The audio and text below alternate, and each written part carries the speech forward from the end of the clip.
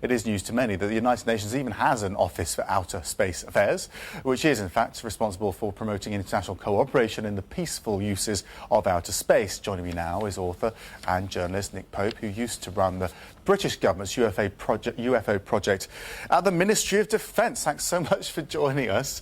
I presume you thought this story was ridiculous from the start. Well, it's half true, you know. The Royal Society had a discussion meeting earlier this year called The Detection of Extraterrestrial Life and the Consequences for Science and Society. And one of the questions asked was, who speaks for planet Earth? And Dr. Othman simply said, well, look, maybe the UN Office for Outer Space Affairs should have a role in that. Which would mean her. It would mean her. So I think what was an intriguing possibility in the mind's eye of the media became a certainty. But scientists are thinking about these sorts of issues. If we pick up a signal, do we reply? If we reply, what should we say? Who replies?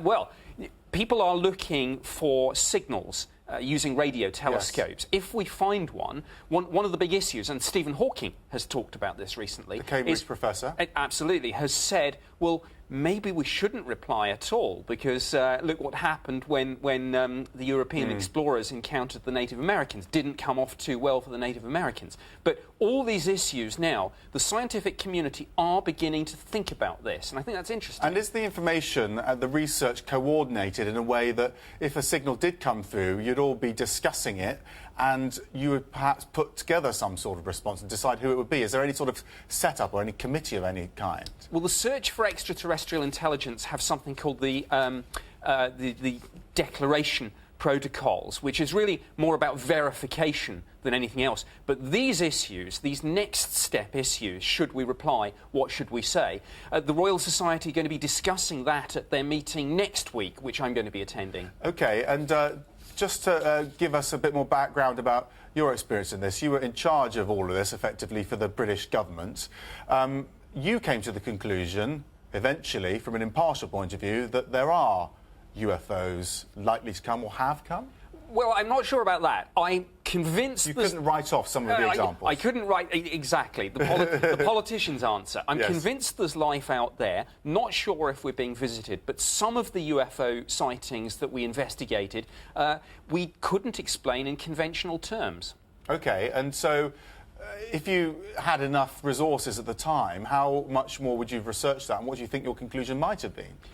Well, I don't think there's a manager anywhere in the civil service who wouldn't say, please, can I have more resources if available. I would have liked to have obviously hooked up much more with the astronomical community. And it's interesting, the Royal Society, when it's discussing this, brings together a multidisciplinary group of physicists, cosmologists, but even theologians, social scientists. People are talking about the religious implications of this even. OK, so when the Royal Society does meet and discuss it a bit further, do you think there is a will within the scientific, theological communities, as it were, to have some sort of representative? It would be the UN, wouldn't it? It probably would have to be the UN. I don't think it could be a political leader. It couldn't be a religious figure. It would have to be someone who could genuinely say, I speak for the people of this planet. And the UN is probably it, which is where we come back to Dr. Othman, and maybe she is the right choice after all. Who's fighting it? There must be someone fighting it. This is politics after all.